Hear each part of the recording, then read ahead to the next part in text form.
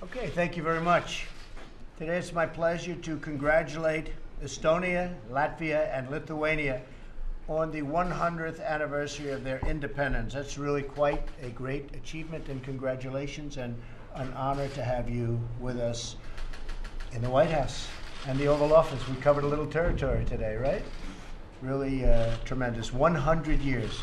We're thrilled to celebrate this historic milestone by welcoming all of you to our country. And I know you've been here a little bit before, but this is something special, so we really enjoy having you. From the very beginning of your country's independence, the United States never, and this is like never, I think you know that better than anybody, never ceased to recognize the sovereignty of the three Baltic republics, even though throughout the years, there's been a lot of conflict, a lot of problems, a lot of difficulty. We never let you down, and we won't let you down. At today's U.S.-Baltic Centennial Summit, we're inaugurating 100 years of renewed partnership among our nations, grounded once more in our shared commitment to independent sovereignty and a total respect of the rule of law. This afternoon, we will discuss our cooperation on a range of issues, including expanding bilateral trade and investment. And I know you're making a lot of investment in our country. You're buying a lot of military equipment from the United States. And we make the best military equipment in the world by far, whether it's missiles or planes or anything else. So we appreciate that. And we're also going to be promoting joint security initiatives.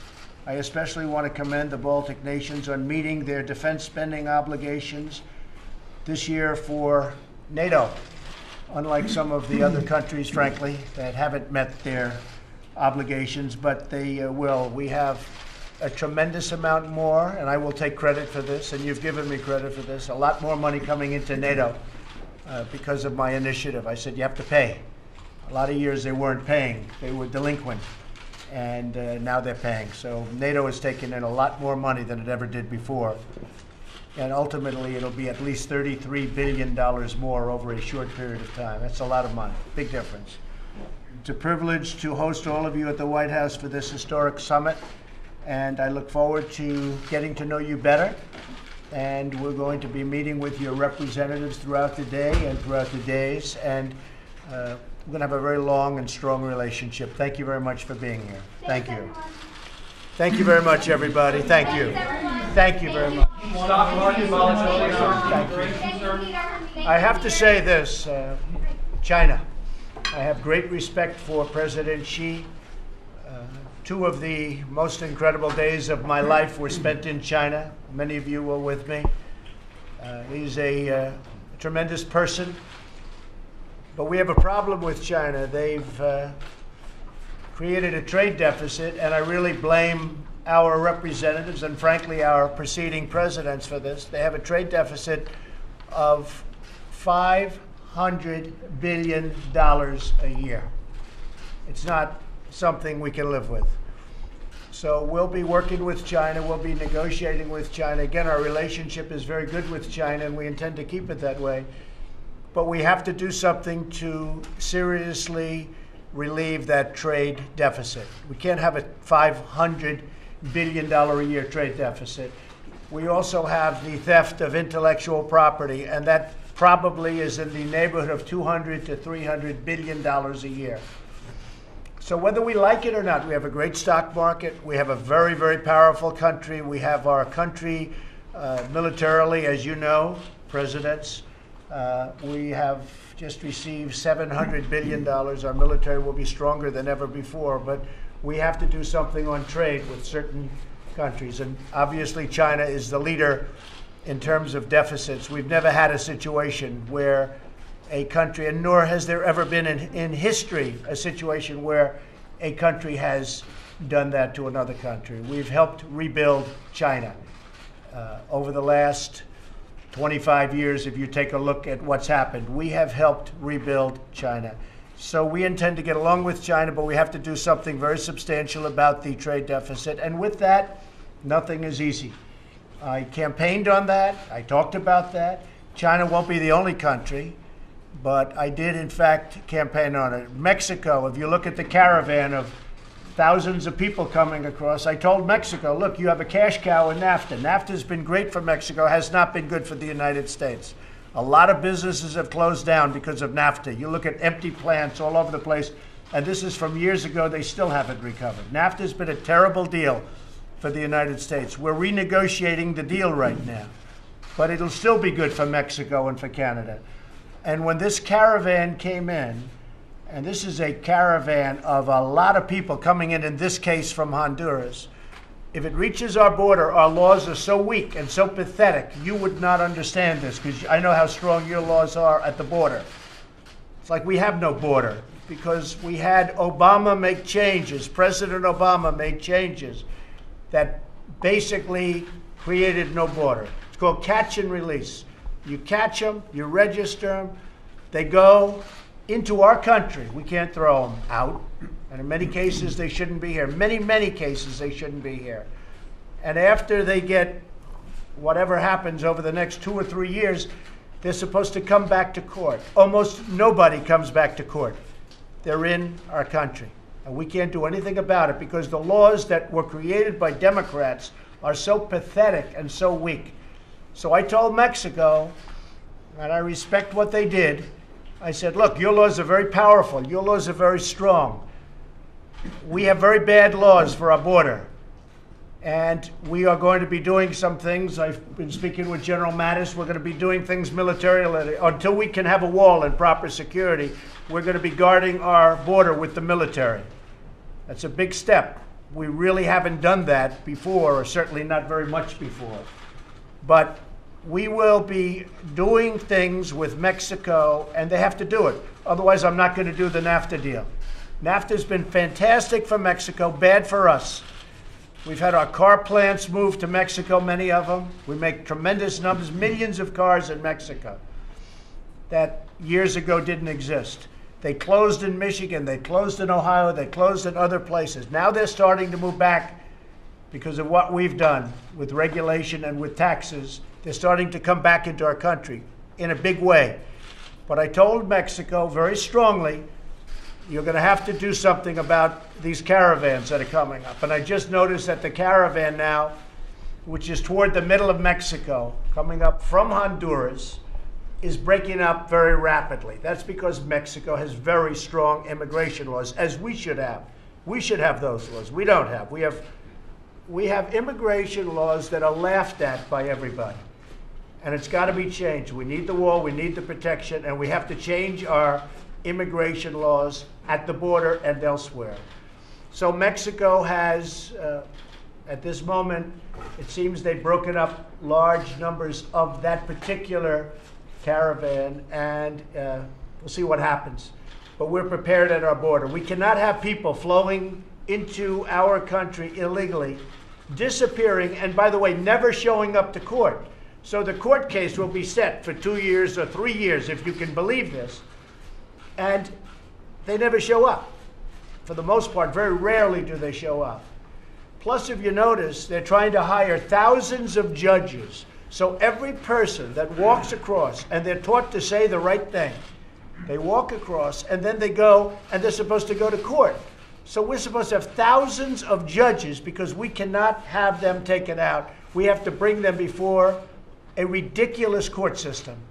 We have to change our policies fast, just like we have to change on sanctuary cities. If you look at what's happening in California, they're having revolts out there because there are a lot of areas, Orange County and others, they don't want to have sanctuary cities, which are guarding criminals.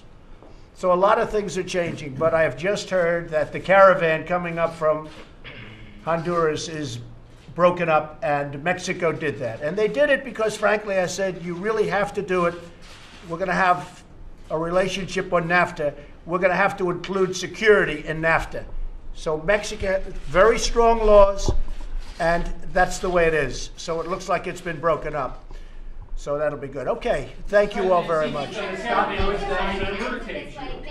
No, the caravan doesn't irritate me. The caravan makes me very sad that this can happen to the United States, where you have thousands of people that decide to just walk into our country, and we don't have any laws that can protect it.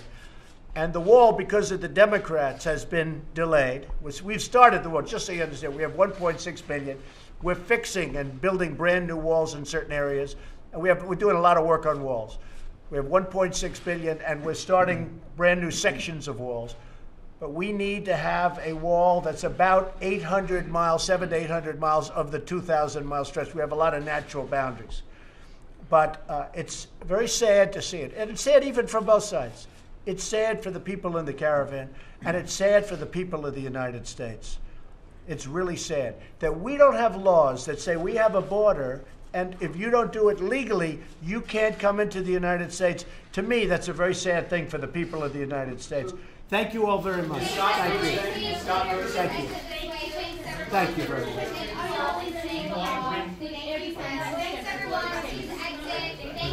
We'll be very good. I have great respect for the Baltic states. Tremendous people. Tremendous leaders who I've known now for a pretty long period of time. No, we have great respect for the Baltic states. Thank you. Thank you very much, everyone. Stop for us, sir. Thank you. Thank you.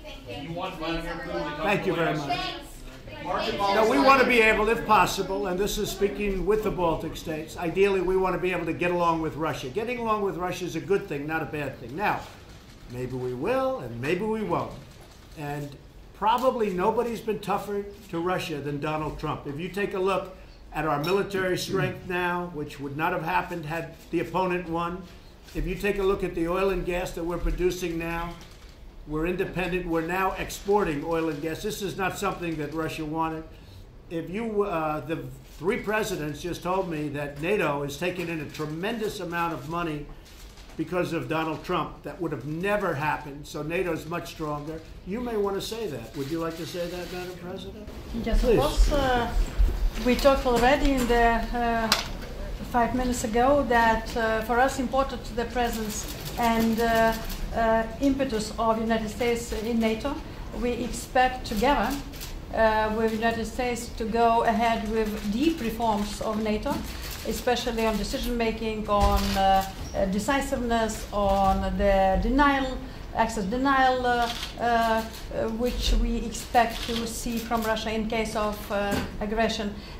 Without the United States, this is not possible. About 80% of spending is coming to the NATO from the United States, and why the vital voice and the vital leadership of the United States for the reforms is important. We are behind and with you. I think that the best allies you have in Europe in NATO is Baltic states today.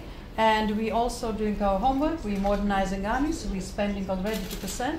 And together, I think we can do a lot. And I'm very much looking forward to see everybody around the table in Brussels and going ahead with a better NATO, more resultative NATO, and more efficient NATO. And has Donald Trump made a difference on NATO? As I said, this is a very risky question, but I think if she says the same thing that she said in the Oval Office, I can repeat that it is very good pressure to all of us, all members of NATO. It's perfect pressure to all political elite who thinks that somebody else needs to protect but not themselves. So the first you do homework, and then you ask for your partner to come with you. And that's exactly what you did. And this kind of leadership is good. We're using it also. I'm open.